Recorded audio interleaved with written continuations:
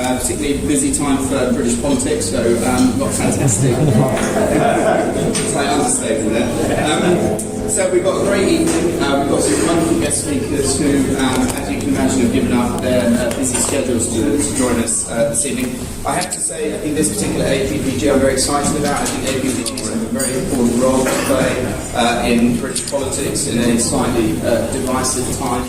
I think trying to solve some of society's bigger problems do need to be cross-party.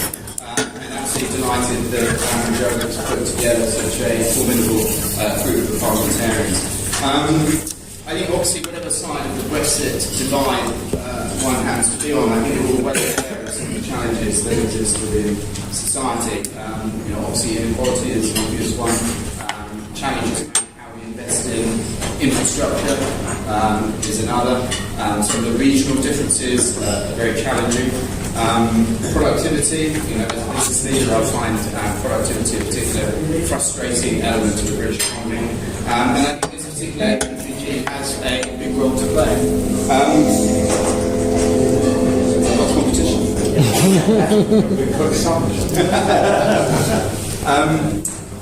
Property in this country, I think, is the cause of some of the challenges that we face around inequality, lack of investment in infrastructure, productivity, etc. And I think the role of this particular group is to try and find solutions to these problems. So I'd like to see land as being very much a part of the solution, not part of the problem.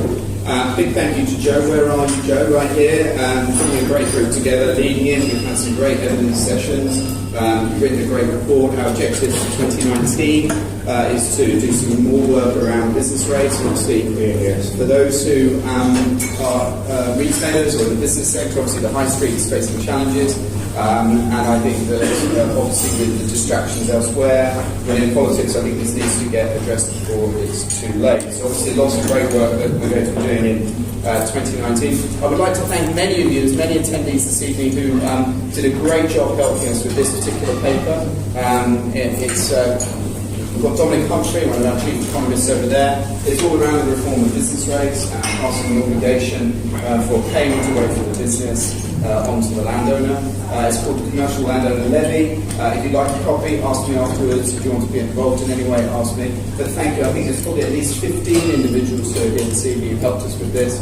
We're absolutely delighted we had great coverage within the FT, the Economist, the Daily Mail, the Sun. So we're very excited about what we're doing here. The plans for 2019 is then to take some of the lessons from this particular paper and see how it might apply to residential, which is obviously a little bit more challenging, but the rewards are great.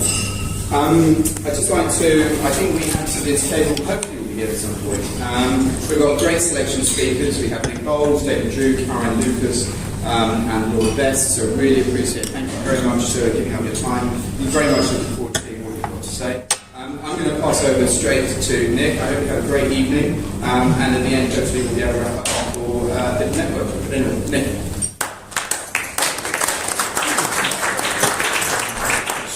Thank you very much indeed, and thank you for inviting me. And frankly, it is a blessed relief to be able to spend 5 minutes talking and thinking about another subject than the one that we are all consumed by in this place, and that you are probably all consumed by horror at our complete failure to actually come to any kind of conclusion.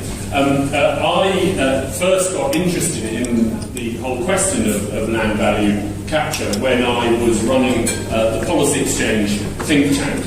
And one of the people that we worked very closely with was Tony Travers, who's here in the audience, and who did a major project with us on the reform of local government finance.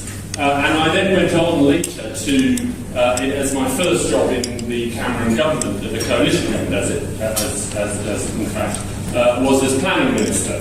And my views have evolved on what are the both sources and the solutions to the long-running housing crisis that we face, particularly in England, but also in other parts of the UK. I started out, I guess, with a sort of planning-heavy focus in terms of the need for reform. It seemed to me that it was the complexity, the delay, and the lack of transparency in the planning process that was leading to too few houses being built every year, and therefore contributing to the unaffordability of housing and the spiralling of house prices as a multiple of wages. I believe that was partly right. That the planning system was too complex, was retarding development, and probably still is. I think that some of the reforms the coalition brought in have had a welcome beneficial effect, but they've been insufficient. But now I have to say that I have concluded that I was perhaps missing the bigger picture. And if I had a Damascene moment, it was an odd place for a Damascene moment. It was in the city of Freiburg in Germany.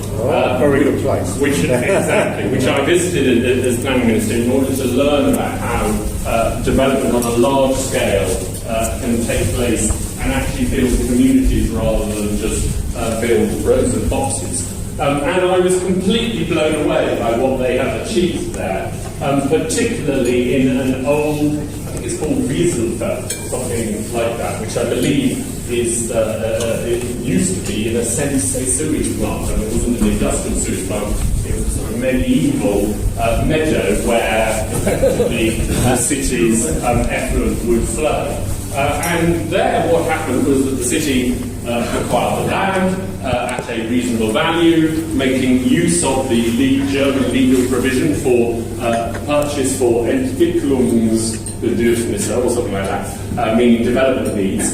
And they were able to acquire the land at a multiple of its current use, but not at a market multiple, and certainly not at a development land price. And as a result, we're able then to borrow against the future value of the land at its development land price in order to fund the infrastructure. And you saw that as the buildings were being put up, the schools were already there, the streets were already there was a church, there was a community centre, there were parks, there were fully grown trees, and the community was therefore springing into being with the key building blocks of the public realm already in place. And it seemed to me a vision of what we failed to achieve here. But of course we haven't always failed to achieve it here. Hi, Vince. Very good to see you. We haven't always failed to achieve it here. We've achieved it here in many places over many centuries. We achieved it in Edinburgh Newtown. We achieved it in Letchworth. And we achieved it in Milton Keynes. But we stopped achieving it when, and for this insight I know many people in the room are much more expert, people like Daniel Bentley, Civitas, and others who've written about the subject. We stopped achieving it when we passed that Land Compensation Act in 1961. I'm not going to make a speech. And gave developers the prospect of the hope value when they sold their land for development under the compulsory purchase rules. And that, I think, was a catastrophic mistake and one that we must correct. Now, there may be halfway houses, there may be clever solutions that can be grafted onto our existing system, and I know that my colleague, who's got a brain several sizes larger than mine, Oliver Letwin, has investigated whether there are other ways of achieving the same outcome. But I'm a simple soul, and I prefer to stick to simple solutions, and I think that the best simple solution is to amend the Land Compensation Act to clarify that for development purposes, to meet housing needs or other needs of the community, that in public bodies, whether local authorities or development corporations, should be able to acquire land at a reasonable multiple of its current use value rather than at the post value. And if that were to happen, I believe that we would see a much more intelligent, thoughtful, and ultimately popular development process in this country. So when Brexit is over, will Brexit end? I promise promise to return to the fray and take up the cudgel again and try and help you achieve this welcome reform that is long overdue. Thank you very much.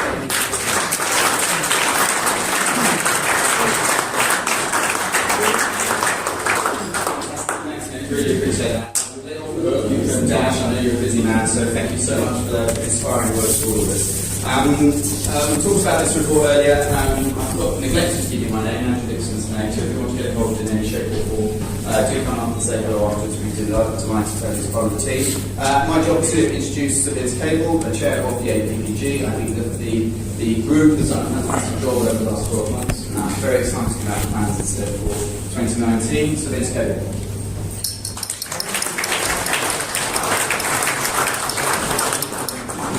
Good evening. I haven't come here to make a long speech because we had a meeting a few weeks ago where we were exploring the issues in some detail. But one of the reasons I'm here late is all this Brexit and they will continue to go on. And I think the significance, sadly, for the work we're doing is that almost everything else in government is not being done. It's quite extraordinary. You talk to civil servants in almost every department, they will say, can't deal with it, it's in the long grass, all the decisions are just waiting until this Brexit nightmare is over. And I think that very much applies to the kind of work we're doing here, unfortunately. But I think that essentially there are two ways into the subject. As you know, many of us here have been campaigning on these issues for many years. And the economy and taxation reform. But I think there are basically two ways forward. One is the way that Nick has described, and there is enormous political pressure building out, currently being ignored, to deal with housing. And it's partly an issue of housing supply and quantity of houses built. But of course, simply building 300,000 houses a year only makes quite a modest impact. Think about it on the price, it's 1% of the stock. And the only way to deal with the issue of affordability is not building more, that we need more, but actually getting access to land at affordable prices. That is going to require an amendment to the system of compensation and eliminating the whole value from the price. And that's an absolutely key reform. I think there are growing numbers of people on all sides who accept that's going to happen. And the other basic reform is the one that Andrew has talked to you about, which is trying to get some meaningful reform of business taxation and replacing the business rate system. I'm afraid I bashed my head against the brick wall of the Treasury for 5 years in government, but I think they realise that the present system is unsustainable. Every year they've got the small business lobby coming to them and saying, "God's sake, but do something about this, taxing business improvement," and then they throw in tax reliefs to try and keep people quiet. But this is not a sustainable system, and they've got to change the basics. And moving it on to site value, what kind of ways, is a reform that has to come. So I think there are two issues we can continue to pursue.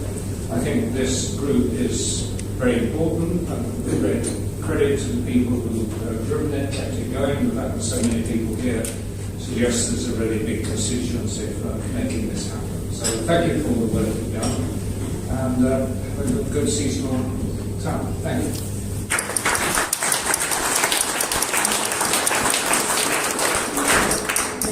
Terrific, thanks, Vince and David. I invite you to the session. David Jurek.